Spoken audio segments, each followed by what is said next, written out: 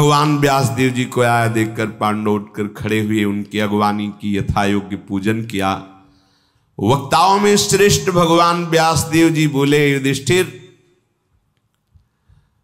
मुझे कुछ आदेश हुआ है भगवान का, इसलिए मैं शीघ्रता पूर्वक यहां आया हूं। भीष्म, द्रोण, कृपाचार्य, कर्ण, अश्वत्थामा, धृतराष्ट्र पुत्र दुर्योधन, दुशासन, इन्होंने जो तुम्हें दुख दिया है, तुम्हारे मन में एक भय समा गया है, उसको दूर करने के लिए मुझे भेजा गया है। धैर्यपूर्वक सुनो और प्रयत्नपूर्वक उपाय करो। प्रवचन कुशल पराशर नंदन भगवान व्यासदेव जी युधिष्ठिर को एकांत में ले गए और कहा कि मेरे पास एक गुप्त विद्या है, प्रति स्मृति। ये ऐसी है कि इसका जिसके हृदय में कान के द्वारा पहुंच जाती है वो किसी को भी देख सकता है, किसी भी लोक को, किसी भी देवता को, किसी को भी। तुम्हारा कल्याण हो। भगवान श्री कृष्ण तुम्हें बहुत प्यार करते हैं, इसलिए तुम्हें कोई पराजित नहीं कर सकता। मेरी दी हुई इस प्रतिस्मृति नामक विद्या को ग्रहण करो। उच्चारण नहीं किया, सभा से लेकर एकांत में उनको उपदेश किया उस विद्या का।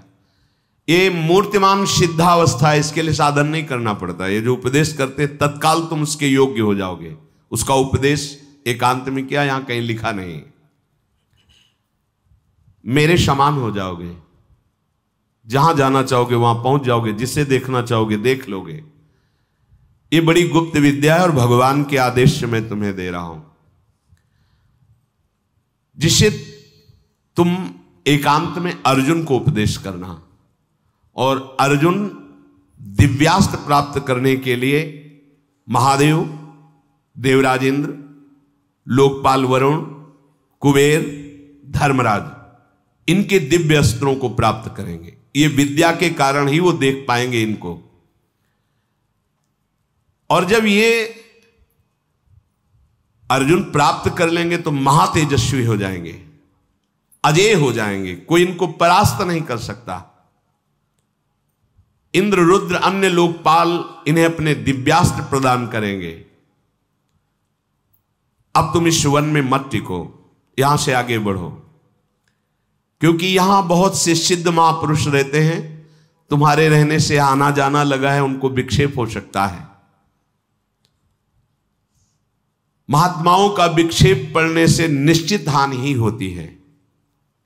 भगवान व्यासदेव जी ने कहा तुम्हारा यहां रहना ठीक नहीं है, क्योंकि तुम यहां रह रहे हो, लोगों का आवागमन हो रहा है, जो सिद्ध महापुरुष है उनको विक्षेप पड़ रहा है। और ऋषियों के भजन में विक्षेप पड़ना विघ्न होना है। तुम्हारे शुभ का, तुम्हारे पुण्यों का, पवित्रता का नाश होना है। इसलिए युधिष्ठिर तुम इस तपोवन से बाहर निकलो, किसी और वन में जाओ, बहुत हो गया इस वन में रहना।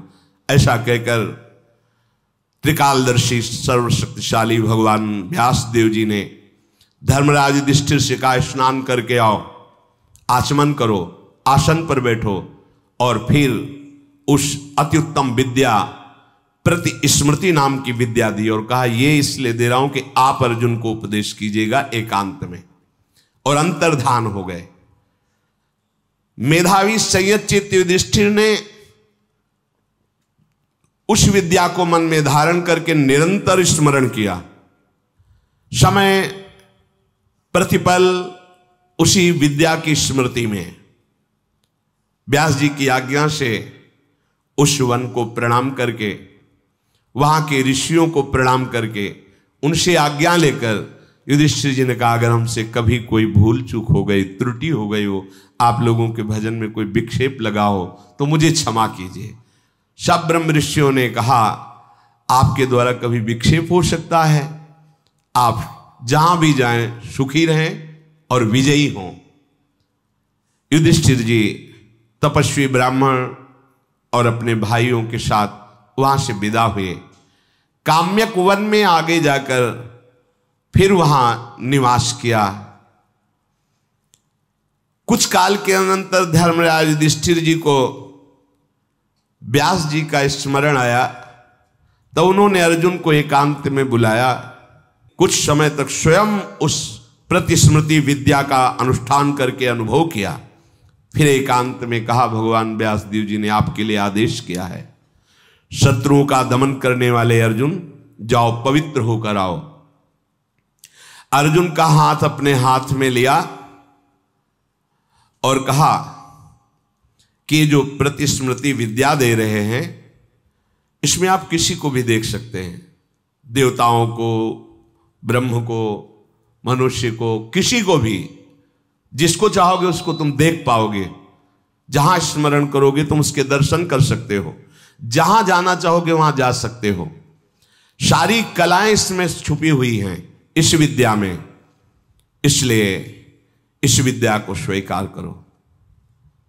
जाओ इस विद्या को ग्रहण करके दिव्यास्त्रों की प्राप्ति करो, ऐसा भगवान व्यासदेव जी ने आपके लिए आदेश किया है।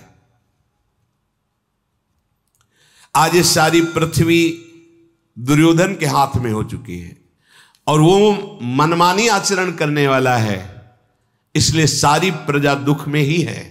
जो मनमानी आचरण करने वाला होता है उससे किसी को सुख नहीं मिलता, माता पिता भाई बंधु किसी को सुख नहीं मिलता। श्री कृष्ण द्वैपायन भगवान व्यासदेव जी ने जो आदेश किया है उसका विधिवत जाप करना। जैसे जैसे जाप बढ़ेगा वैसे वैसे वस्तु तत्व स्पष्ट दिखाई देगी। ऐसे ही ये मंत्र हैं, जैसे जैसे आप तो वैसे ही सामने प्रिया प्रीतम की झांकी आने लगेगी, वैसे ही भावना। ये जितने पद चतुरासी जी के साक्षात्कार होता है इन पदों का, एक एक पंक्ति, एक एक लीला सामने। इस मंत्र विद्या का एकाग्रचित होकर के तुम साधना करो। जिसकी चाह करोगे वही देवता तुम्हारे सामने उपस्थित हो जाएगा। धनुष, कवच, खड्ग ये लो, मौन का अवलंबन रखना आदेश हो रहा है। देखो, साधु व्रते स्थितः, साधु व्रत कहते हैं मौन को। मौन का अवलंबन रखना और इधर से उत्तर दिशा की तरफ जाना। वहां इंद्रकील पर्वत है, वहां भगवान इंद्रदेव का सानिध्य रहता है। उनसे दिव्यास्त्रों का तुम्हें ज्ञान प्राप्त होगा और भगवान इंद्र तुम्हें अपने दिव्यास्त्र जरूर प्रदान करेंगे, क्योंकि भगवान व्यासदेव जी ने ऐसा कहा है। और दिव्यास्त्र जब तुम्हें मिले तो जो देवता दे उसकी जैसी आज्ञा हो उसी के अनुसार प्रयोग करने का, जो प्रयोग करना, उसको अंतर ध्यान करा देना, शांत करना, ये पद्धति एकाग्रता पूर्वक सीखना। ऐसा कहकर धर्मराज युधिष्ठिर जी ने मन वाणी से संयम रखने वाले अर्जुन को प्रतिस्मृति विद्या का दान किया। अर्जुन ने परम गुरु स्वरूप अपने भाई को प्रणाम किया और कहा, वैसे ही मैं आपके अधीन हूं, पर इस विद्या के कारण आप हमारे परम गुरु स्वरूप, मैं सदैव आपकी आज्ञा में रहूंगा। धनंजय ने तत्काल अग्नि देवता में आहुति दी, ब्राह्मणों को प्रणाम किया और गांडीव, धनुष, दो महान अक्षय तुड़ीर, कवच और अस्त्र, तलवार धारण की और आकाश की तरफ देखकर लंबी सांस ली कि आज ऐसा अवसर आ रहा है कि अपने प्रिय भाइयों का त्याग करके हमें तप के लिए जाना है। कुंती नंदन अर्जुन को इस तरह जाते देखकर सिद्ध, ब्रह्म ऋषि और अदृश्य संतों ने आशीर्वाद दिया, हे कुंती कुमार, तुम सत्य और धर्म पर चलने वाले हो, तुम जो जो इच्छा करोगे तुम्हें वो सब प्राप्त हो, ऐसा मैं आशीष देता हूं। आशीर्वाद मांगा नहीं जाता, जब धर्म से चलोगे तो सब संतों की कृपा आपका वरण कर लेगी। अब आप करो मनमानी आचरण, गंदे आचरण और जाओ संतों से कहो हमारे ऊपर कृपा कर दो, तो कृपा करने से थोड़ी होता है, वो तो होती है कृपा होती है, अहेतुकी होती कृपा। जाओ कुंती पुत्र, तुम अपना अभीष्ट साधन करो, तुम्हें अवश्य विजय प्राप्त होगी। द्रौपदी ने कहा, मैं सदैव अपने प्रिय श्री कृष्ण के बल से युक्त हूं, इसीलिए मैं तुम्हें आशीर्वाद देती हूं अर्जुन, तुम हृदय में जो मनोरथ करोगे उन सब की प्राप्ति होगी। हे धनंजय, हिरी श्री कीर्ति द्युति पुष्टि उमा लक्ष्मी सरस्वती, ये देवियां जो मैं कह रहे हूं उसका अनुमोदन करें, तुम्हारी सदैव रक्षा करें। तुम सदैव बड़े भाई का आदर करने वाले हो, धर्म से चलने वाले हो, इसलिए मैं प्रार्थना करती हूं कि वसु रुद्र आदित्य मरुद्गण विश्वदेव साध्य देवता ये सब तुम्हारी रक्षा करें, तुम्हारे तप में कोई विघ्न उपस्थित ना हो। ऐसा द्रौपदी जी ने आशीर्वाद दिया। किसके बल से? श्री कृष्ण बल से। पांडुनंदन महाबाहु अर्जुन धौम्याचार्य को दाहिने करते हुए जब कभी चले, अगर गुरुजन या प्रभु का सिंहासन विराजमान तो उसे दाहिने करके निकले और प्रणाम करके यात्रा प्रारंभ की। प्रतिस्मृति विद्या का निरंतर स्मरण हो रहा है, जो व्यास देव जी से युधिष्ठिर जी को, युधिष्ठिर जी से अर्जुन जी को। आप चलते हैं तो आपके अंदर मंत्र निरंतर चलना चाहिए। अर्जुन महातपस्वी महात्माओं के द्वारा सेवित पर्वत मार्ग से आगे बढ़े, देव सेवित हिमालय पर्वत पर जा पहुंचे। उस स्मृति प्रतिस्मृति विद्या के प्रभाव से वायु के वेग के समान अर्जुन चल रहे हैं, जैसे वायु प्रवाहित होती है। एक दिन में ही हिमालय पर्वत पर पहुंच गए। हिमालय पर्वत से गंधमादन पर्वत को लांग करके ऐसे दुर्गम स्थानों को पार किया जहां अगर मंत्र न लिए होते तो वहां चल ही नहीं सकते थे। इंद्रकील पर्वत पर पहुंचे, सो एक आवाज सुनाई दी, तिष्ठ तिष्ठ, वहीं रुक जा, आगे मत आना। तत्काल अर्जुन रुक गए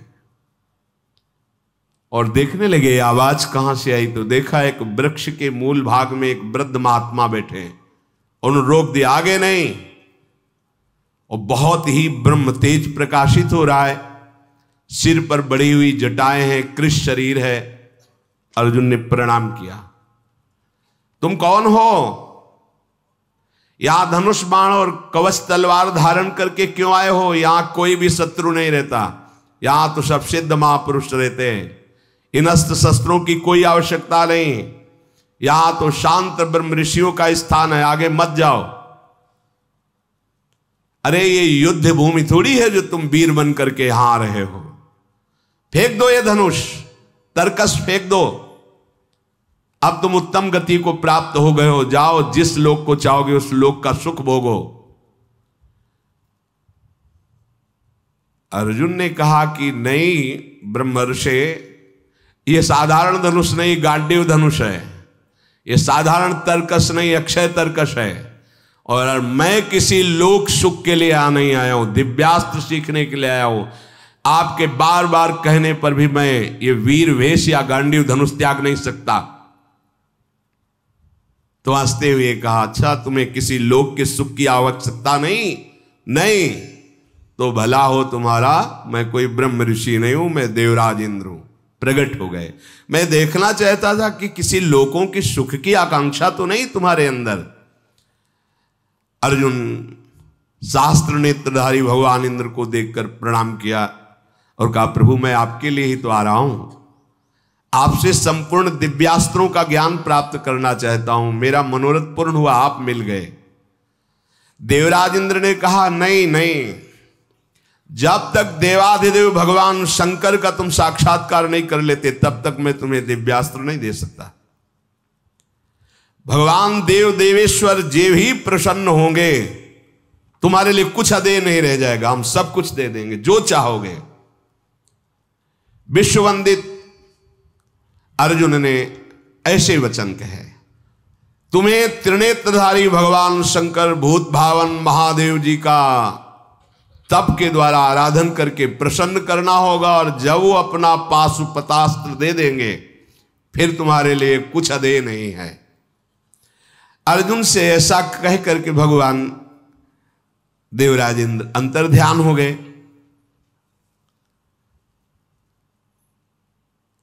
अब भगवान शंकर की आराधना के लिए उन्होंने मन में विचार किया कि देवाधिदेव कैसे प्रसन्न हो सकते हैं। इधर धृतराष्ट्र को गुप्तचरों से सूचना मिली कि भगवान व्यासदेव जी ने कोई अद्भुत विद्या दे दी है, उसके बल से दिव्य स्थान में अर्जुन गए हैं और दिव्यास्त्र प्राप्त करेंगे। जटाजूटधारी भगवान शंकर को प्रसन्न करने की चेष्टा में अर्जुन लगे हैं। अगर उनको सब अस्त्र प्राप्त हो गए तो लोकपालों की भी ताकत नहीं कि उन पर विजय प्राप्त कर सके। धृतराष्ट्र जी का हृदय कांप गया, बहुत दुखी हुए और उन्होंने कहा कि हाँ, हमें सामने ही मैत्री जी ने शाप दिया था इस दुर्योधन को।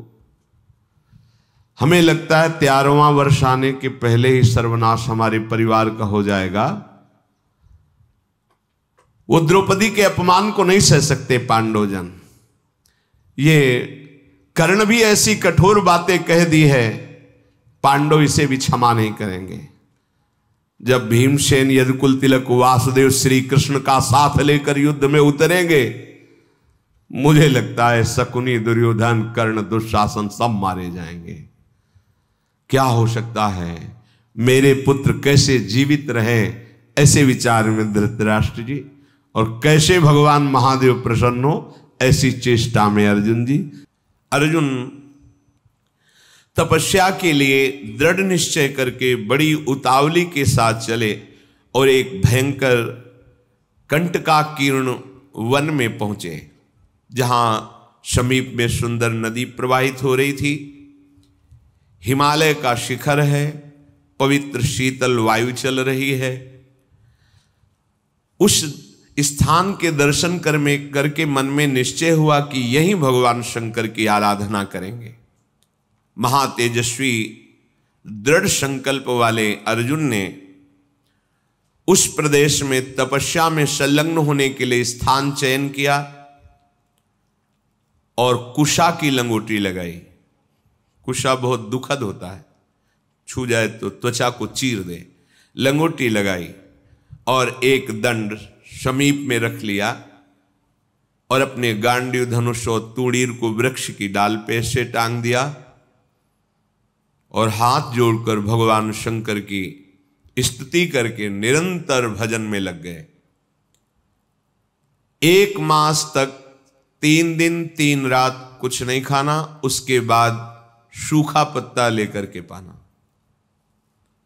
दूसरा मास 6 रात के बाद कोई फल ले लेना। तीसरा महीना 15 दिन 15 रात व्यतीत होने के बाद एक बार कुछ फल ले लेना। चौथे महीने में केवल जल पीकर रहना, फिर जल भी छोड़कर केवल वायु श्वास, बस निरंतर महादेव जी के चिंतन में निमग्न। दोनों भुजाएं उठाए हुए,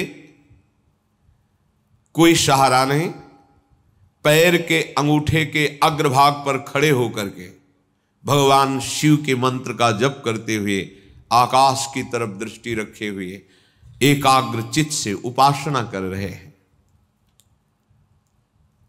तदनंतर अर्जुन की भयंकर तपस्या को देख करके वहां रहने वाले जितने ब्रह्म ऋषि थे सब भगवान पिनाक पाणी महादेव जी के समीप गए और महादेव जी को प्रणाम करके कहा, देवाधिदेव, अर्जुन आपके लिए महान तपस्या से युक्त होकर के उपासना कर रहे हैं। हिमालय के पृष्ठभाग में स्थित होकर ऐसी उग्र तपस्या कर रहे हैं कि यदि आपने उनको सांत्वना न दी जो वो चाहते हैं तो दिशाओं में आग पैदा हो जाएगी उनके तप से। हे देव देवेश्वर, हम लोग कुछ समझ नहीं पा रहे कि उनको कैसे शांत करें। वे अपनी तपस्या का संताप प्रकट कर रहे हैं। हम महर्षि जन चिंतित हैं कि यदि वो ऐसी तपस्या में रहे तो आग पैदा हो जाएगी। जैसे ध्रुव जी ने अपनी प्राणवायु बंद कर ली तो त्रिभुवन की प्राणवायु बंद हो गई, तत्काल भगवान को आना पड़ा। पवित्र चित्त वाले इन महर्षियों की जो सदा सबको सुख देने में तत्पर रहते हैं, उनकी बात सुनकर भगवान देवाधिदेव महादेव ने कहा, महर्षियों मुझे पता है, तुम विषाद मत करो। अर्जुन की तपस्या किसी को कष्ट देने के लिए नहीं है। अर्जुन के मन में जो संकल्प है वो मैं जान रहा हूं। वो किसी लोकांतर के भोग की इच्छा से तपस्या नहीं कर रहे हैं। उन्हें जो पाना है वो मैं प्रदान करूंगा। तुम सब शांत चित्त होकर अपने अपने भजन में लगो जाकर। भगवान शंकर का ये वचन सुनकर जितने ब्रह्मर्षि आए हुए थे सब प्रणाम करके अपनी अपनी कुटिया को गए। उन महात्माओं के चले जाने के बाद सर्व पापहारी पिनाक पाणी देवाधिदेव भगवान शंकर किरात वेश धारण किया। दिव्य कांति धनुष बाण धारण किए हुए, मृग चर्म धारण किए हुए, और भगवती उमा भी उसी भेष में साथ में, और साथ में उमा के साथ बहुत सी देवियां और महादेव जी के साथ उनके गण, पर सब किरात वेश में। जे ही भगवान शिव इस वेश में वन में प्रवेश किए तो सारा वन शांत हो गया। खग मृग पशु पंछी वायु जल सबका कोलाहल शांत हो गया, आवाज बंद। एक घुरघुराहट सुनाई दी उस अर्जुन को। आकाश दृष्टि करके मंत्र जप कर रहे थे, दृष्टि घुमाई तो देखा एक विशाल सुअर उनको मारने के लिए तीव्र गति से आ रहा है। तत्काल अर्जुन ने अपने गांडीव धनुष को उठाया और प्रत्यंचा चढ़ाकर टंकार की, जिसकी ध्वनि उस शांत वन में गूंज गई। अर्जुन ने कहा, ऐ शुकर, मैं तपस्या में लगा हूं, किसी को कष्ट नहीं दे रहा हूं, फिर भी मुझे मारना पड़ेगा, क्योंकि तो बिना अपराध के मुझे मारने के लिए आ रहा है। सुदृढ़ धनुष वाले अर्जुन को प्रहार के लिए उद्यत देखकर किरात रूपधारी भगवान शिव ने सहसा रोका। ऐ वीर, इस शूकर को मैंने पहले शिकार रूप में निश्चित कर लिया है, तुम अपना बाण मत चला देना। परंतु अर्जुन ने किरात के वचन की अवहेलना करके तत्काल भयंकर बाण के द्वारा उस शूकर को बेध दिया। जैसे अर्जुन का बाण वैसे ही किरात वेशधारी भगवान शिव का बाण भी उसी जगह लगा। दोनों के छोड़े हुए बाण से सुवर्ण रूप त्याग करके मूक दानों विशाल पर्वत की तरह वो अपने असली स्वरूप में आकर प्राण त्याग कर गिर पड़ा। उसे अर्जुन को मारने के लिए भेजा गया था। जैसे बिजली की गड़गड़ाहट होती है, ऐसे आवाज करते हुए असुर अपने प्राणों को त्याग दिया। शत्रुनाशक अर्जुन उस तेजस्वी की रात को देखा जो कुछ दिव्य स्त्रियों से घिरे हुए थे। अर्जुन ने कहा, तुम कौन हो और यहां स्त्रियों के साथ क्यों घूम रहे हो? क्या आपको मालूम नहीं कि भयावह वन है? और क्या तुम्हें वन के सिद्धांत का भी ज्ञान नहीं है? जब मैंने लक्ष्य संधान कर दिया तो तुमने बाण क्यों मारा? ये मेरे पास आया था, मेरे को मारने के लिए आया था, मैंने इस पर बाण संधान किया, तो तुम मेरी वीरता का तिरस्कार करके इस पर बाण संधान क्यों किया? इसका उत्तर दो, नहीं तो मैं तुम्हें जीवित नहीं छोड़ूंगा। अर्जुन ने ऐसा किरात से कहा। ये मृगया का धर्म नहीं है जैसा आपने किया है। तुम पर्वत निवासी हो, उत्तर दो, नहीं तुम्हें जीवन से वंचित कर देता हूं अभी। अर्जुन के इस प्रकार कहने पर किरात भगवान जोर जोर से हंसने लगे और कहा, बहुत वीरतापूर्ण तुम वाणी भी बोलते हो और वीर भी हो। पर मुझे वन में इसलिए कोई भय नहीं लगता कि यही मेरा घर है। वनवासी हूं, किरात हूं, किंतु जब मैंने कह दिया था कि तुम बाण मत चलाना, ये मेरा लक्ष्य है, तो तुम्हारा साहस कैसे इतना हो गया कि मुझ वनवासी की आज्ञा का उल्लंघन करके तुमने बाण संधान कर दिया। तुमने दुष्कर कर्म किया, ये मुझे पसंद नहीं आया। और तुम जो कहते हो कि मुझे जीवन से हाथ धोना पड़ेगा, तो पहले बल का निर्णय कर लेना चाहिए, फिर बाद में निश्चय होना चाहिए। तुमने हमारे बल का निर्णय तो किया नहीं। क्या तुम जानते हो हम में कितना बल है? किरात वेशधारी भगवान ने कहा। अर्जुन ने कहा, तुम्हारे जानने की हमें कोई आवश्यकता नहीं है, मुझे तुम जान लो। मेरा नाम अर्जुन है, मैं गांडीव धनुष को धारण करता हूं, और जब गांडीव मेरे हाथ में हो तो त्रिभुवन में कोई ऐसा नहीं जो मुझे परास्त कर सके। ये हिंसक रूप धारण करके दैत्य मुझे मारने आया था, मैंने इसे मार गिराया, अपराध आपका है। आपने मेरे लक्ष्य पर बाण क्यों मारा? किरात वेशधारी भगवान बोले, मैंने पहले रोका था और बाण संधान करके मैंने मारा है, और तुम मेरे सामने वीरता की बात करो, इसलिए लगता है कि मुझे तुम्हें दंड देना पड़ेगा। अर्जुन ने कहा, ऐसा कौन है त्रिभुवन में जो मुझे दंड दे? हमें लगता है कि तुम्हें प्राणों से कोई प्यार नहीं है, तुम्हें प्राणों से हाथ धोना पड़ेगा। भगवान ने कहा, तुम्हें बल का घमंड है क्या? तुम दूसरों को निर्बल समझते हो क्या? हमें लगता है तुम्हें शक्ति का और बल का गर्व है।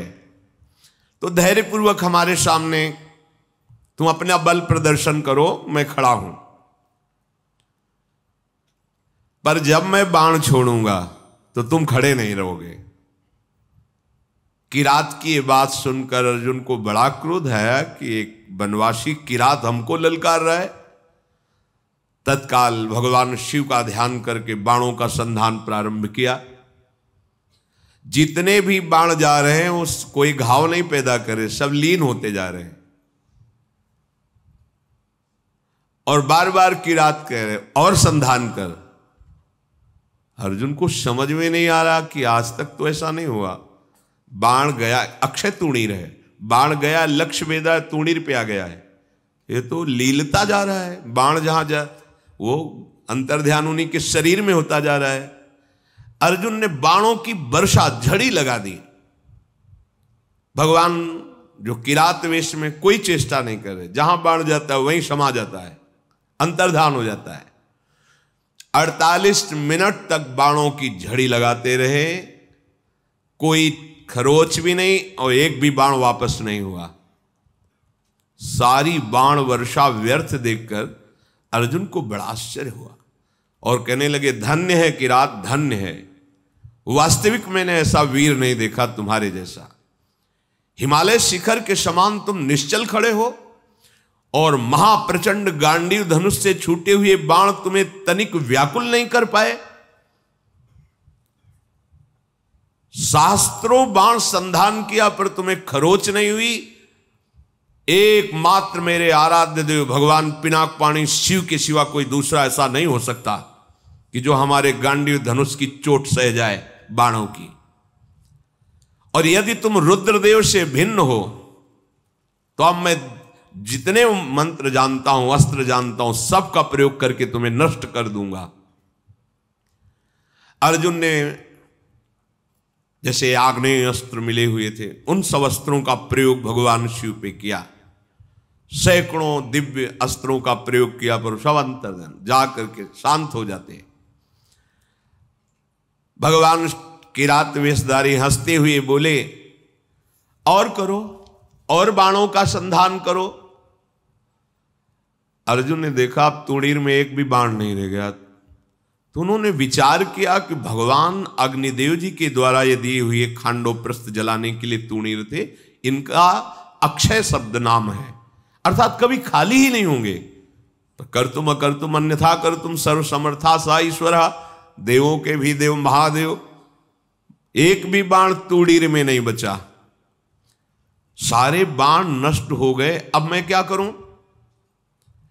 ये तो मेरे बाणों को ही लील जा रहा है, तो मैं इस प्रचंड बलशाली धनुष के प्रहार से मारूंगा, धनुष की कोटि से। ऐसा विचार करके अर्जुन ने अपने प्रचंड गांडीव धनुष से प्रहार किया। गांडीव धनुष भी लीन हो गया किरात के शरीर में। कूद पड़े अर्जुन और अपने घूंसे से प्रहार किया। भगवान शिव शांत खड़े हैं। एक तलवार थी अर्जुन के पास जो पर्वतों को भी काट सकती थी। भगवान शिव पे मारा तो कुंठित होकर गिर गई, कहीं खरोच भी नहीं। बड़ा कि आखिरकार अब कैसे इन पर विजय प्राप्त करें।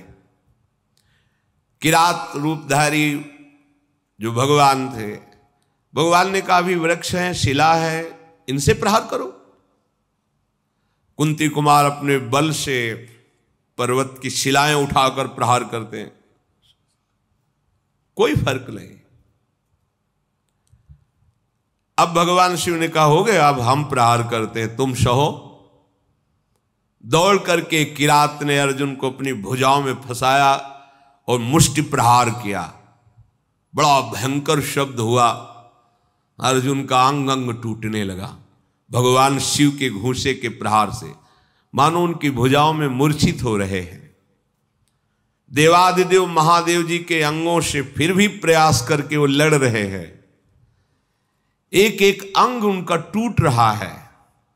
वो मन में विचार करे, आज तक ऐसा वीर हमने नहीं देखा जो मुझे थकित कर दे। युद्ध में अर्जुन कभी श्रम को प्राप्त नहीं होते कि अब मैं थक गया हूं, ऐसा कभी नहीं। भगवान शंकर भुजाओं से भली भांत, कितना सौभाग्य है, नियंत्रित किए हुए हैं। और अर्जुन को जहां मूर्छा छूटती तब फिर एक घूंसा जबाते हैं, फिर वो उंगली की भुजाओं में 2 घड़ी तक अर्जुन पिटते रहे। फिर उनका, देखो मुझे थोड़ा समय दे दो, अगर तुम युद्ध के नियमों को जानते हो तो मैं कह रहा हूं थोड़ा समय दे दो, फिर मैं तुमसे युद्ध करूंगा।